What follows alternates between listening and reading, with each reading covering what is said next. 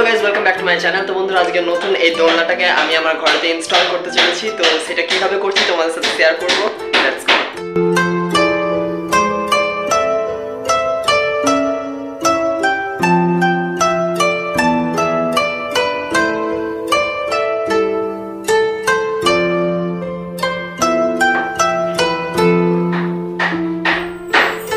এটা যেটা আছে এটা ছোট হয়ে গেছে, এটাতে হবে না, অন্য একটা লাগাতে হবে।